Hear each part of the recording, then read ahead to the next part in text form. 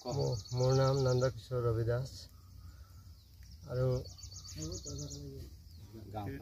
গাঁও 2000 বিঘা বিহাৰী গাঁও 3 নম্বৰ কাঁকি আৰু ৰাতি 2টা সময়ত হাতী মানে আহিলে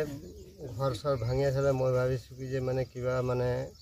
ওলাইছে মই চাইছোঁ গৈ ফেলে চালোঁ তেতিয়া হাতীয়ে মোক খেদি মানে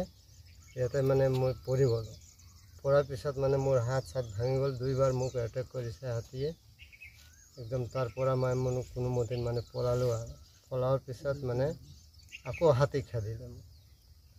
সেইকাৰণে মানে মই বহুত কষ্টত পৰি আছোঁ মই দুখীয়া মানুহ ছাৰ মই কেনেকৈ কি কৰিম এতিয়া 3টা পোৱালি মোৰ কেনেকৈ মই পোৱালিকেইটাক মই কাম বন কৰি পেলাই খোৱা মানুহ এতিয়া হাত ভাঙি গ'ল মই কেনেকৈ কি কৰিম ছাৰ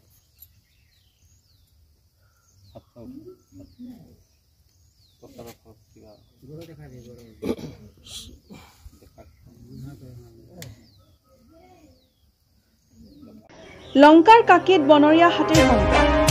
আজি পুৱা 4 মান বজাত এটা বনৰীয়া হাতীয়ে কাকি 3 নং 2000 বিঘাৰ বিহাৰী বস্তিত সন্ত্ৰাস চলাই 5জনকৈ লোকৰ ঘৰ দুৱাৰ ভাঙি লণ্ডভণ্ড কৰে বনৰীয়া হাতীটোৰ আক্ৰমণত নন্দকিশোৰ ৰবি দাস নামৰ লোকজনৰ এটা হাত ভাঙি যায় হাতীটোৰ সন্ত্ৰাসত ৰবীন্দ্ৰ চৌহান কেশৱ চৌহান সুন্দৰ ৰবি দাস আৰু হৰিপ্ৰসাদ চৌহান নামৰ লোককেইজন প্ৰথমতে প্ৰাণ ৰক্ষা কৰে বন বিভাগক খবৰ দিয়াৰ পাছতো ঘটনাস্থলীত বন বিভাগৰ লোক উপস্থিত নোহোৱাৰ অভিযোগ ভুক্তভোগীয়ে হাতী প্ৰায় 4টা মান বজাত আহি পেলাই ইয়াত 5টা ঘৰ ভাঙিলে আৰু ইমানে ভাগ্য ভাল যে এই ৰুমটোত 5টা মাক জীয়েক পুতেক মিলি 5টা ল'ৰা ছোৱালী শুই আছিলে কিন্তু গিয়েকো নাই অকলশৰীয়া সিহঁত আছিলে অকস্মাতে আহি হাতী যেতিয়া ভাঙিছে যেনে তেনে এই চুকত গৈ লুকাই পেলাই হাতী ল'ৰা ছোৱালী বাচিছে ভাগ্য ইমানে ভাল ভগৱানে ইমানে কৃপা যে 5টা জীৱ বাচি গ'ল নহলে শেষ আছিলে তাৰপিছত ইয়াৰ পৰা গৈ সেই তাত এটা ঘৰ ভাঙিছে মানুহ খেদি গৈছে যেনে তেনে পলাই গৈ সেই কুইহাৰণিত লুকাই পেলাই মানুহ বাচিছে যোৱা বছৰো সেই মানুহজনৰ ঘৰ শৰ্ট সাৰ্কিট হৈ গৰু ছাগলী মহ সব জ্বলি পেলাই ধ্বংস হৈ গ'ল এতিয়া আজি কোনোমতে ঘৰটো বনাইছিলে হাতী আহি গোটেই ধ্বংস কৰি গ'ল ভিতৰ ভৰাল চৰাল ভাঙি চাউল তাউল সব নষ্ট কৰি পেলাইছে গাঁওখনৰ নাম হল 3 নং কাকি 2000 বিঘা বিহাৰী গাঁও 4টা বজাত ফাৰ্ষ্টলে ফোন মাৰিছো ফাৰ্ষ্ট ৰিচিভে নকৰে ইমান ফোন মাৰিছো আহি পেলাই হাতীটো কমসে কম কিবা এটা হেৰি কৰক কিন্তু নাই কোনো ৰেছপন্ডে নিদিয়ে তেওঁলোকে ফোনে ৰিচিভ নকৰে এতিয়ালৈকে অহা নাই এই দুখীয়া মানুহখিনিৰ কাৰণে যদি চৰকাৰে কিবা সহায় আগবঢ়ায় তেতিয়াহ'লে খুব ভাল পালো হয় কাৰণ এই বাৰিষাত ক'ৰ পৰা খাব তেওঁলোকে দিন হাজিৰা কৰা মানুহ ঘৰ বনাবনে ল'ৰা ছোৱালী পঢ়িবলৈ হাজিৰা কৰি গোটাব ক'ৰ পৰা খাব বহুত কষ্টত তেওঁলোকে আছে ইয়াত এই পৰিয়ালখিনিক যিকোনো প্ৰকাৰে মানে চৰকাৰে যদি সহায় কৰে খুব ভাল পালো হয় লগতে ৰাতি আৰু এটা ঘৰৰ মানুহক দৌৰাইছে তেওঁ যেনে তেনে বাচিছে তেওঁ মানে ভালেখিনি জখম হৈ আছে হাত এটাও ভাঙি আছে বুলি শুনিছো কিন্তু তেওঁক যদি ট্ৰিটমেণ্ট কৰা যদি কোনোবা ব্যক্তিয়ে ব্যৱস্থা কৰে তেতিয়াহ'লে খুব ভাল পালো হয় কাৰণ তেওঁ একদম দুখীয়া মানুহ তেওঁ দিন হাজিৰা কৰি খোৱা মানুহ ক'ব লগা আছে যে ৰাতি